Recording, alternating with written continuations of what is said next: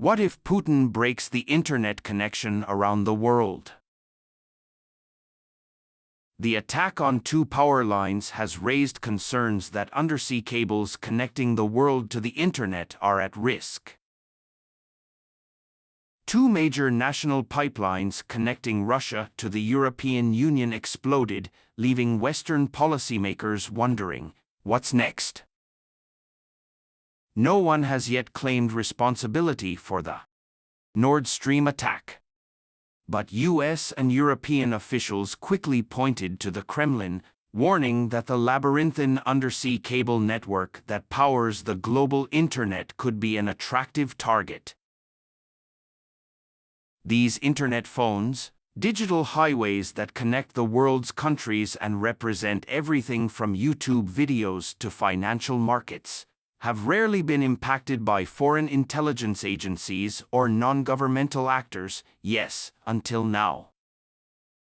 But the threat is real.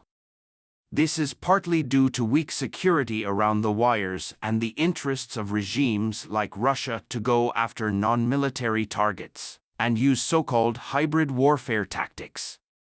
He's been a target of conflict for over a decade, thought Keir Giles, a Russian information warfare specialist at Chatham House.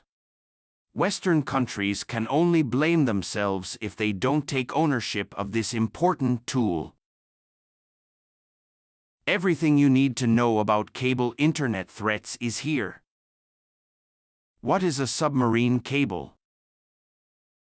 Almost all railways in the world travel over the internet through a global network of more than 400 fiber optic channels, with a total length of 1.3 million kilometers.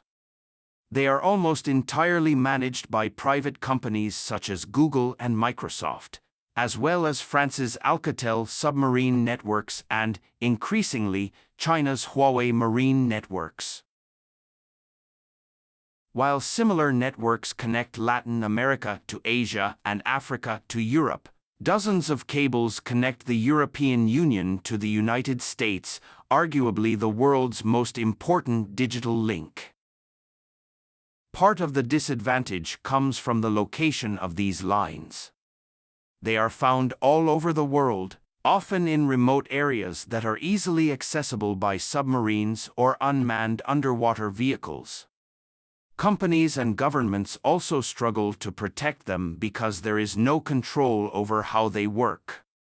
Most of these pipelines are in international waters. There are also crossing points or critical areas where major waterways intersect, which represent some of the highest risk targets. For Europe, these regions include Gibraltar and Malta, and many routes between the EU and Asia land after passing through the Suez Canal in Egypt. For the United States, the New York coastline is a connection point with Europe. The west coast of England is the hub of connection between the USA and the UK, America, and other European countries. The internet grows underwater. Submarine cables are the backbone of the world's communications infrastructure, accounting for about 95% of transatlantic information, according to the International Committee for Cable Protection. By 2022, 530 electrical equipment or submarine cables are planned. World Map of Active and Planned Submarine Cables Star. What is the threat? Is this true? Concerns in foreign governments such as Russia, China, or North Korea abuse the following lines, which are often neglected and not controlled by Western governments. National security officials have warned that terrorist organizations may also try to use the pipelines for surveillance purposes, although both American and European officials are planning the deep-sea wires. This risk is not new. For at least a decade, policymakers have been sending red flags that the internet is a vulnerable target that needs more government support to keep them safe. About 2 years ago, NATO Secretary General Jens Stoltenberg told reporters that submarines are important for different military capabilities, not just for civilian purposes such as economic activities and printing money. If the power lines below are cut, most Western armies can switch to satellite communications. Concerns about the inoperability of existing submarine cables not confirmed. For example, nearly 2/3 of all cable breaches are directly related to shipping, even when fishing nets disrupt pipelines or anchors damage the ship, according to industry tracking telegeography. Most of the remaining faults are due to wear and tear or environmental causes such as earthquakes. Although Norway's 2 separate submarine lines were interrupted between November 2021 and January 2022 due to alleged human rights abuses, there is no confirmation that the government has cut the cable to the area. Oslo has now banned blaming a particular group for wrongdoing. What kind of attack? The British and American military have repeatedly warned that Russia has the technological ability to destroy the world under the maritime internet by damaging the West's digital phones. These pipelines are usually less than 100 meters underwater and require submarines or unmanned vehicles to place explosives at key points in the pipeline network. British military chief Tony Radakin told an audience in January that Russia has increased its ability to threaten and influence the final outcome.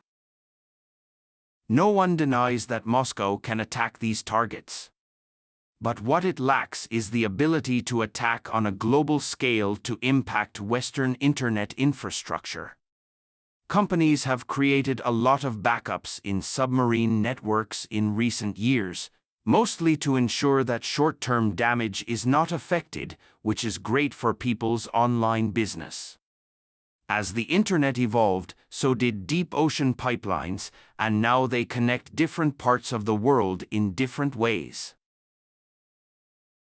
For example, if the Kremlin attacks, it could affect the Baltic states and the region connected to the rest of Europe. But to have a lasting impact on the world's submarine networks, Russia, or any other terrorist, must follow a scale that can be easily measured by Western national security agencies. It also affects its citizens' ability to access the internet. Giles of Chatham House said, "We're not in a situation where once you cut a line, everything is upside down."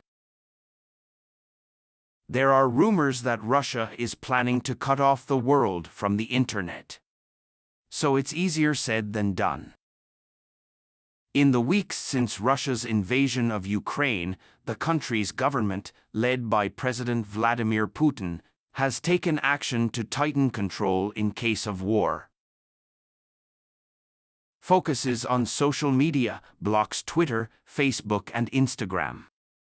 Russian media have been targeted by the new laws, which could lead to their closure and even imprisonment for broadcasting so-called fake news about the war. Now, the censorship of information regarding access to Ukraine has led to speculation that the Russian government is preparing to take control of online information to a new level by cutting the country off the internet world.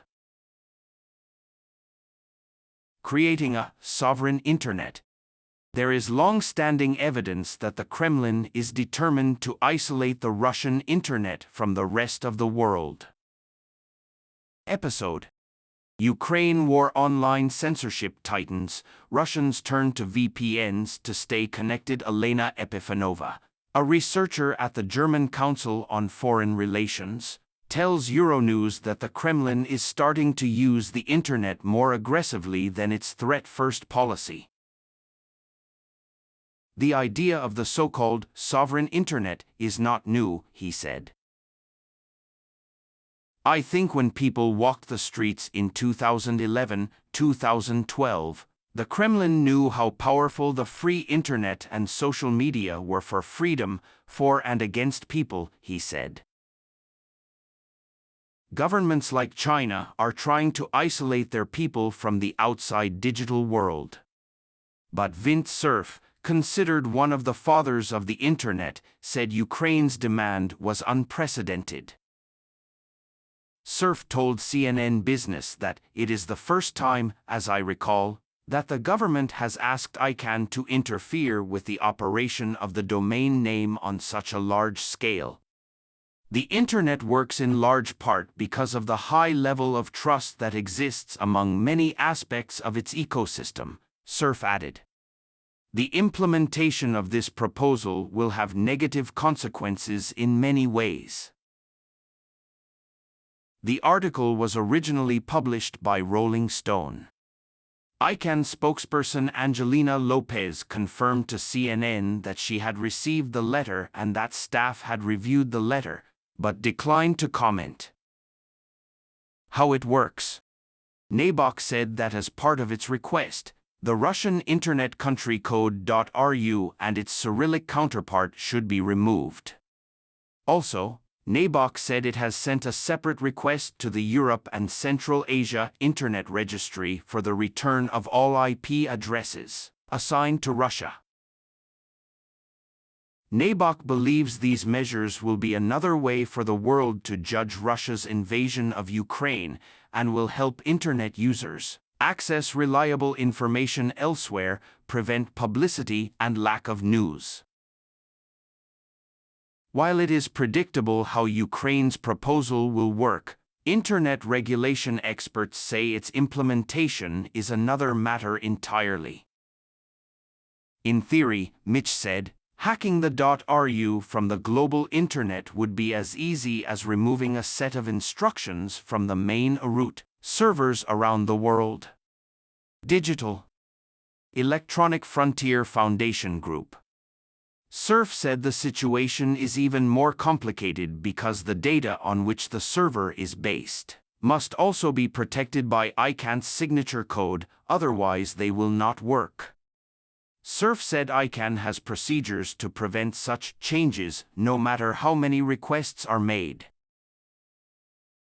Meanwhile, Mallory Nordell, Chief Technology Officer of the Center for Freedom and Technology, an American think tank, said that recovering IP addresses in Russia would likely be a nail in the wall. Just as pictures have no place on the wall, Russian websites will disappear from the Internet because they have no place.